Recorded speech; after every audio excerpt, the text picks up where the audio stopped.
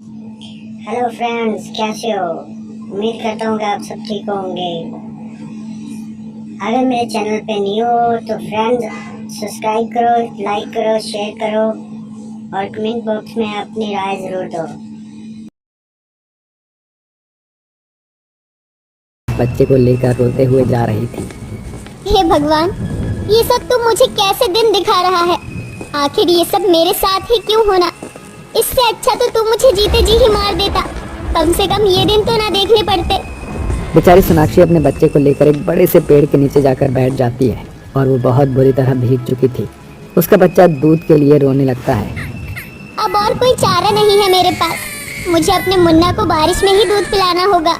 सोनाक्षी अपने मुन्ने को दूध पिलाने लगती है, जिसके बाद वो उसे चुप कराकर फिर से चलना शुरू कर देती है। देखते ही देखते वो घने जंगलों में पहुंच जाती है, जहां उसे एक टूटी फूटी झोपड़ी नजर आती है। आज की रात गुजारने के लिए यही झोपड़ी ठीक रहेगी। सोनाक्षी अपने मुन्ना को लेकर झोपड़ी में पहुंच जाती है और उस रात वो उसी झोपड़ी में निकालती है। अगले दिन जैसे ही सवेरा होता है, सोनाक्षी को बहुत तेज भूख लगती है, जिसके चलते वो रेड लाइट पर लोगों से भीख मांगना शुरू कर देती है। मेरी मदद करो, मेरा मुन्ना बहुत भूखा है। मुझे भी बहुत जोरों से भूख लगी है, कुछ खाने को दे दो। दिन भर भीख मांगने पर भी उसे कोई भीख नहीं मिलती, जिसके बाद जैसे तैसे करके एक गाड़ी से उसे 50 रुपए का नोट मिलता है। वो उससे अपने लिए खाना खरीदती है और जंगल में अपनी झोपड़ी की तरफ जाने लगती है। झोपड़ी के बाहर उसे एक बूढ़ी औरत दिखाई पड़ती है। अरे अरे, क्या ये झोपड़ी आपकी है? बेटा, ये झोपड़ी मेरी नहीं है। मैं तो बस यहाँ खाना मांगने आई थी। क्या तुम मुझे खाने के लिए कुछ दे दोगी? कई दिनों से कुछ नहीं खाया है। उस बूढ़ी औरत की हालत देखकर सोनाक्षी को उसके ऊपर तरस आ जाता है, जिसके बाद सोनाक्षी अपना लाया हुआ खाना उस बूढ़ी औरत को खिला देती है। जैसे ही बूढ़ी औरत खाना खा लेती है, वो अचानक से एक देवी माँ के रूप में बदल जाती है। डरो मत, मैं इस जंगल की देवी हूँ। कल रात मैंने तुम्हें यहाँ सोते हुए देखा, इसलिए मैं तुम्हारी परीक्षा लेने तुम्हारे पास पहुँच गई। तुम बहुत अच्छी हो। खुद ना खाकर तुमने मेरी मदद की, लेकिन तुम अपने बच्चे के साथ यहाँ क्या कर रही हो? मेरे पति ने मुझे धोखा दिया और गौरी मैडम से शादी करके उसे घर ले आया। उसने मुझे और मेरे बेटे को घर से निकाल दिया। मेरे पास रहने की कोई जगह नहीं थी, इसीलिए मैं यहाँ चली आई और पूरे दिन भीख मांगकर मैंने अपने लिए खाना खरीदा था। तुम्हारे साथ बहुत बुरा हुआ, लेकिन तुम चिंता मत करो, मैं तुम्हारी मदद करूंगी। ऐसा कहते ही देवी माँ के हाथों से उस टूटी फूटी झोपड़ी की तरफ से एक रोशनी निकल पड़ती है, जिसके बाद वो टूटी फूटी झोपड़ी एक सोने के सुनहरे घर में बदल जाती है। आज से ये सोने का सुनहरा घर तुम्हारा हुआ। तुम इसमें आराम से रह सकती हो। इसके अंदर रहने की सभी सुख सुविधाएं हैं। ऐसा कहकर देवी माँ वहाँ से गायब हो जाती है, जिसके बाद सोनाक्षी अपने मुन्ना को लेकर उस घर में चली जाती है। अरे वाह, ये घर तो बहुत खूबसूरत है। इतना सुंदर घर तो मैंने पहले कभी नहीं देखा। लेकिन अब मैं क्या करूं, क्योंकि मुझे बहुत जोरों से भूख लगी है। कुछ ना खाने की वजह से मैं अपने मुन्ना को दूध भी नहीं पिला पाऊंगी। जैसे ही सोनाक्षी ऐसा कहती है, उस जादुई घर के अंदर से अपने आप उसके सामने खाना प्रकट हो जाता है। खाना देखकर वो बहुत हैरान रह जाती है। अरे ये क्या? ये सुनहरा सोने का घर सोने का ही नहीं बल्कि जादुई भी है। सोनाक्षी ऐसा कहकर उन सभी पकवान को खाने लगती है, जिसके बाद वो आराम करने के लिए कमरे में चली जाती है। ऐसे ही धीरे धीरे कुछ दिन बीत जाते हैं। एक दिन सोनाक्षी अपने मुन्ना को दूध पिला रही होती है, लेकिन जैसे ही वो अपने मुन्ना को दूध पिलाने की कोशिश करती है, उसके मुन्ने के शरीर का तापमान बहुत ज्यादा गर्म होता है। हे भगवान, मेरे मुन्ना की तो तबीयत बहुत ज्यादा खराब है। अब मैं क्या करूं? मेरे पास तो मेरे मुन्ना को डॉक्टर के पास ले जाने के लिए पैसे भी नहीं है। सोनाक्षी के ये कहते ही उसके सामने कई सारे नोट प्रकट हो जाते हैं। अरे वाह, इतने सारे पैसे! इन पैसों से तो मैं अपने मुन्ना को अच्छे हॉस्पिटल में दिखा सकती हूँ। ऐसा सोचकर सोनाक्षी टाइम को बर्बाद किए बिना ही डॉक्टर के पास पहुंच जाती है और अपने मुन्ना का चेकअप करवाती है, जिसके बाद डॉक्टर उसे दवाइयाँ लिख कर दे देते हैं। सोनाक्षी दुकान पर जाकर दवाइयाँ ले आती है और अपने मुन्ना को सारी दवाइयाँ समय से खिला देती है। कुछ ही समय में उसका मुन्ना बिल्कुल ठीक हो जाता है। भगवान, तेरा लाख लाख शुक्रिया। आज अगर देवी माँ ने मेरी मदद न की होती तो पता नहीं क्या होता। सोनाक्षी ऐसा कहने के बाद अपने मुन्ना को अपने सीने से लगा लेती है। देखते ही देखते अब उसका मुन्ना बहुत बड़ा हो जाता है और वो अपने बेटे को स्कूल भेजना शुरू कर देती है। उसकी जिंदगी की सारी परेशानियां लगभग खत्म हो जाती है और वो अच्छे से रहने लगती है। एक दिन सोनाक्षी अपने बेटे तरुण को स्कूल लेने जाती है। ओहो, इतनी देर हो गई, तरुण अभी तक स्कूल से बाहर ही नहीं निकला है। सोनाक्षी अपने बेटे के आने का इंतजार कर रही होती है।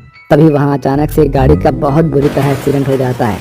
उसी समय सोनाक्षी का बेटा तरुण भी स्कूल से बाहर आ जाता है। सोनाक्षी तुरंत उसे गले से लगा लेती है। अरे बेटा, मेरे पास रहो, उधर मत जाना, पता नहीं किसी का बहुत बुरा एक्सीडेंट हुआ है। देखते ही देखते गाड़ी के पास लोगों की भीड़ इकट्ठी हो जाती है, जिसके बाद सोनाक्षी भी उस आदमी को देखने के लिए गाड़ी के पास पहुंच जाती है। जैसे ही सोनाक्षी उस आदमी को देखती है, उसके पैरों तले जमीन खिसक जाती है। अरे ये क्या, ये तो विक्रम जी हैं। हे भगवान, अब मैं क्या करूं? अगर इन्हें सही समय पर हॉस्पिटल नहीं लेकर गई तो इनकी बहुत ज्यादा खून बहने से मृत्यु भी हो सकती है। सोनाक्षी किसी तरह से विक्रम को गाड़ी से बाहर निकालती है और अपनी कार में बिठा लेती है, जिसके बाद सोनाक्षी विक्रम को हॉस्पिटल लेकर जाती है। विक्रम की हालत देखते ही डॉक्टर सोनाक्षी से कहते हैं, देखिए खून बहुत ज़्यादा बह गया है, आपके पति की जान भी जा सकती है और इलाज करने के लिए कम से कम 5 लाख रुपए की ज़रूरत पड़ेगी। अगर आप इतना सारा पैसा ला सकती हैं तो हम इलाज शुरू कर देंगे। देखिए डॉक्टर साहब, इन्हें कुछ नहीं होना चाहिए, मैं आपको सारा पैसा ला कर दूंगी। सोनाक्षी अपने बेटे तरुण को कार में बैठाती है और अपने सोने के सुनहरे घर में पहुंच जाती है, जिसके बाद सोनाक्षी कहती है, ऐ जादुई घर, आज मुझे तुम्हारी बहुत जरूरत है। मेरे पति हॉस्पिटल में एडमिट है, उनके इलाज के लिए मुझे पूरे 5 लाख रुपए की जरूरत है, मुझे 5 लाख रुपए दे दो। सोनाक्षी के ऐसा कहते ही जादुई सोने के घर के अंदर से उसे 5 लाख रुपए मिल जाते हैं, जिसके बाद वो उन पैसों को सीधा डॉक्टर को दे देती है। डॉक्टर साहब, चाहे कुछ भी हो जाए, मेरे पति को बचा लीजिए। चिंता मत करो, सब कुछ ठीक हो जाएगा। कुछ घंटे ऑपरेशन चलने के बाद डॉक्टर सोनाक्षी के पास जाकर उससे कहते हैं, आपके पति की जान बच गई है, आप चाहें तो उनसे मिल सकती हैं। जैसे ही सोनाक्षी अपने पति विक्रम से मिलने जाती है, उसका पति विक्रम हाथ जोड़कर उससे माफी मांगने लगता है। मुझे माफ कर दो सोनाक्षी, मैंने तुम्हारे साथ बहुत बुरा किया। दरअसल जिस लड़की से मैं प्यार करता था वो कोई अमीर घर से नहीं थी, बल्कि एक चोरनी थी। उसने मेरा सब कुछ चुरा लिया, जिसके बाद मैं डिप्रेशन में पहुंच गया था और मैं मरना चाहता था, लेकिन सही समय पर तुमने मुझे बचा लिया। मैं तुम्हारा एहसान कभी नहीं भूलूंगा, हो सके तो मुझे माफ कर देना। मुझसे माफी मांगने की आपको कोई जरूरत नहीं है, ये मेरा फर्ज था जो मैंने निभा दिया, लेकिन मैं आपके साथ नहीं रह सकती। मैंने तो ये सब बस इसलिए किया था कि मेरा भगवान मुझसे नाराज ना हो, क्योंकि एक पत्नी का फर्ज होता है अपने पति के हर सुख दुख में साथ रहना। इसीलिए मैंने तुम्हारे साथ ये सब किया। अब तुम कुछ भी करो, मुझे उससे कोई मतलब नहीं है, मैं बस अपने मुन्ना के साथ ही रहूंगी। जिसके बाद सोनाक्षी अपने मुन्ना का हाथ थामती है और अपने जादुई सुनहरे घर में आकर उसके साथ खुशहाल रहने लगती है। कटहल बोलो कटहल, ताजे ताजे कटहल, कच्चे कच्चे कटहल, आओ आओ काका खाओ कटहल की तरकारी। अरे आओ चंद्रिका चाची, अरे चंद्रिका चाची ले जाओ अचार वाले कच्चे कटहल। अरे ओ गोपी, ठहर तो जरा, कैसे बेच रहा है कटहल? 40 रुपए किलो चाची। काहे रे गोपी, तू हमके बुर्बक बूझत है? 1 किलो कटहल के 20 रुपए से एक आना भी ज्यादा नहीं दूंगी। मगर चंद्रिका चाची, हाट बाजार में तो सभी तरकारी भाजी वाले 40 रुपए किलो कटहल बेच रहे हैं। अरे तू बाजार की बात छोड़, क्योंकि ये कटहल तो तेरे घर की खेती है, और फिर तू कौन सा बाल बच्चेदार है, क्या करेगा ज्यादा पैसे कमाकर? तुझे कोई परिवार का पेट थोड़ी पालना है। ठीक है चाची, 20 रुपए किलो ही ले लो। ये पहली बार नहीं था जब गोपी को कम दाम पर कटहल बेचना पड़ा। गरीब गोपी को हर दिन इन हालातों का सामना करना पड़ता था। दिन भर कटहल बेचकर सूरज की घटती किरण के साथ वह घर आता है। घर के नाम पर उसके पास कच्ची ईंटों से बनी झोपड़पट्टी थी, जिसका दरवाजा घास फूस से बना था। घर के पुराने खटिया पर बीमार रामलाल लेटा हुआ था। अरे गोपी, आ गया बेटा। हाँ पिताजी, आप आराम कीजिए, मैं जल्दी से खाना बनाता हूँ। गोपी जल्दी से चूल्हे पर खाना चढ़ाकर अपने घर को निहारने लगता है। तभी जल रही लकड़ी का एक सरकंडा उसके हाथों पर छटक कर पड़ जाता है। माँ। अरे गोपी, तू ठीक तो है? हाँ पिताजी, बस हाथ पर हल्की सी आंच लग गई। अरे इसीलिए कहता हूँ कि ब्याह करके बहू ले आ। चूल्हा चौका करना मर्द के बस की बात नहीं है। पिताजी, किस बेटी का बाप मुझ गरीब गंवार गोपी से अपनी बेटी ब्याहना चाहेगा? इस गरीबी में आपका और अपना पेट पालना ही पहाड़ है। वो तो गनीमत है कि इस कटहल के गांच से कटहल तोड़कर बेचकर दाना पानी चल रहा है। ऐसा कहते हुए गोपी अपनी गरीबी की गहराइयों में गुम हो जाता है। समय गुजरता है। एक दिन गोपी कटहल से भरी टोकरी माथे पर लादे बाजार की ओर बढ़ रहा था। तभी उसे ठंड में ठिठुरती एक बुढ़िया दिखती है। कटहल ले लो, कटहल, कच्चे कच्चे कटहल। अरे अम्मा, तुम यहाँ क्यों बैठी हो? मुसाफिर हूँ बेटा, रास्ता भटक गई हूँ। बेटा, रास्ते में कुछ चोर लुटेरे ने मेरे पैसे खाना सब कुछ छीन लिया। मुझे बहुत जोरों की भूख लगी है, मगर हाथ में एक खोटा सिक्का तक नहीं। बुढ़िया की आ बीती सुनकर गोपी बिना अपनी परवाह के सहानुभूति के साथ कहता है, ये लो अम्मा, ये पैसे और ये एक कटहल रख लो। बिल्कुल पका कटहल है, इसे अपने घर ले जाना। शुक्रिया बेटा, भगवान तुम्हारे ओछे घर को बड़ी बरकत से भरे। इस तरह उस दिन गरीब गोपी खाली हाथ ही घर लौट आता है। जहां वह देखता है उसके पुराने घर की नींव पर एक विशाल कटहल का बड़ा ही नायाब घर खड़ा है, जिसके बाहर सीढ़ी, दरवाजे, खिड़कियां सब बने थे। अरे ये घर तो बिल्कुल कटहल के जैसा है, ये कैसे हो सकता है? अचानक वही बुढ़िया कटहल के घर के दरवाजे पर खड़ी दिखाई देती है। अम्मा, आप यहाँ गई नहीं आप? फिर वह अम्मा एक देवी में बदलकर बोल पड़ती हैं, कैसे जाती गोपी, तुम्हारा मुझ पर कर्ज जो था, चौंको मत। गोपी, मैं देवलोक की देवी हूँ जो तुम्हें आजमा रही थी। तुम बेहद खरे इंसान हो। तुमने जो मुझे कटहल दिया था, मैंने उसे जादुई सोने के कटहल घर में बदल दिया है। इतना ही नहीं, अब से कटहल का पेड़ भी जादुई पेड़ है, जिस पर के कटहल कभी खत्म नहीं होंगे। और हाँ, जिस कन्या के कदम पड़ते ही ये जादुई सोने का कटहल घर 4 गुना और बड़ा हो जाएगा। उसे अपनी जीवन संगिनी समझ लेना। इतने के बाद वह देवी जादुई कटहल घर के दरवाजे से गायब हो जाती हैं और गरीब गोपी सीढ़ियां चढ़कर जैसे ही कटहल घर में कदम रखता है, वह भौचक्का रह जाता है। अरे मोरी मैया, अब जान पड़ा कि ये जादुई कटहल का घर कैसे है। यहाँ तो सब कुछ सोने के सामान में बदल गया है। अरे दीवार सोने की खटिया, खरे सोने का सब कुछ, मिट्टी का चूल्हा भी सोने में चमचमा रहा। अरे तू गरीब नहीं रहा रे गोपी। जादुई सोने के कटहल घर को देखकर गरीब गोपी की आंखें खुशी से टिमटिमा उठती हैं। गोपी हंसी खुशी से अपने पिता रामलाल के साथ रहने लगता है। और अगली भोर जैसे ही वह जादुई कटहल के पेड़ से एक कटहल तोड़ता है, तभी अचानक वहाँ एक नया कटहल उगाता है। अरे वाह, ये जादुई कटहल का पेड़ का कमाल एकदम हटकर है। एक कटहल तोड़ते ही अगले ही सेकंड ताजा कटहल लग जाता है। फिर गोपी उन जादुई कटहल को टोकरी में भरकर बेचने बाजार निकल जाता है। अरे कटहल ले लो, कटहल, कच्चे कच्चे कटहल, मलाई कोफ्ते वाले कटहल।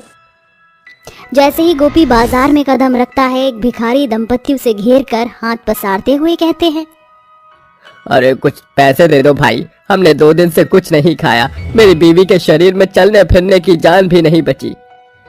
मगर तुम तो भले चंगे हो, फिर भीख क्यों मांगते फिर रहे हो?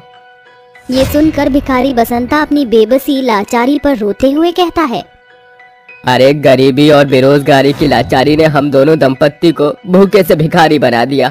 जब किसी से मदद का हाथ नहीं बढ़ाया तो मजबूरन मुझे भीख के लिए हाथ पसारना पड़ गया।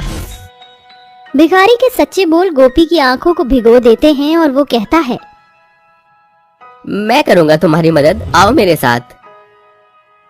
बसंता उन्हें अपने जादुई कटहल के पेड़ के पास लाता है। आगे बढ़ो और तुम ये सारे कटहल तोड़ लो। जैसे ही भिखारी गांच से हाथ बढ़ाकर कटहल तोड़ता है, पूरा पेड़ कई सारे कटहल के गुच्छों से भर जाता है। अरे ये क्या, मैं जिस भी डाली से कटहल तोड़ रहा हूँ वहाँ अगले ही पल कटहल कैसे उगाते हैं? क्योंकि ये जादुई कटहल का पेड़ है। इस पेड़ के कटहल कभी खत्म नहीं होते। बसंता, अब से तुम जब चाहो इस जादुई कटहल के पेड़ का प्रयोग कर सकते हो, ताकि तुम्हें किसी के आगे हाथ ना पसारना पड़े। अरे शुक्रिया मेरे भाई, तुमने मुझ भिखारी को इतना अदब दिया। भगवान तुम्हें और बरकतों से भरे। फिर गोपी बसंता को टोकरी भरकर बेचने के लिए कटहल और कुछ पैसे देकर विदा करता है। ऐसे ही दिन गुजरते हैं और जब भी गोपी को मौका मिलता है वह मसलूबों की मदद को हाथ बढ़ाता है। पिताजी, मैं कटहल बेचने जा रहा हूँ। अरे बेटा, अब तो हमारे पास ये जादुई सोने के कटहल का घर है, फिर हम गरीब भी नहीं रहे, तो क्यों मेहनत मजदूरी करके अपनी हड्डियां गला रहा है? क्योंकि पिताजी, गोपी को मेहनत से भागना अच्छा नहीं लगता। अच्छा, अब मैं चलता हूँ। गोपी माथे पर कटहल से ठक्कम ठेल भरी टोकरी लादे कटहल बेचने निकल पड़ता है। कटहल, कच्चे कच्चे कटहल, मलाईदार कोफ्ते वाले कटहल, बोलो कटहल। गोपी आगे बढ़ ही रहा था कि अचानक एक भागती हुई लड़की उससे लिपट जाती है। बचाओ, बचाओ। अरे भाग कर जाओगे कहाँ गौरिया? अरे ठहर जाओ, खबरदार, जो इस लड़की को हाथ लगाया तो। अरे लौंडे, लाखन के बेच में मत पड़, ये कटहल की टोकरी उठाकर कल्टी कर। लाखन की हट देखकर गोपी उसे हाथापाई करके जमीन पर चित्त कर देता है और शुभी को अपने घर लाता है, जहां शुभी हैरत अंगेज होकर कहती है, ये कैसा घर है जो एकदम कटहल जैसा है? अंदर चलो शुभी, तुम्हें सब समझ आ जाएगा। जैसे ही शुभी जादुई सुनहरे कटहल के घर में कदम रखती है, वह कटहल का घर 4 गुना बड़ा होकर सोने में चमक उठता है, जहां खटिया खरे सोने के पलंग में बदलने के साथ बर्तन, चूल्हा, खिड़की, दरवाजे सोने में चमक दमक उठते हैं। मतलब शुभी ही मेरी जीवन साथी है। शुभी, क्या तुम मुझसे शादी करोगी?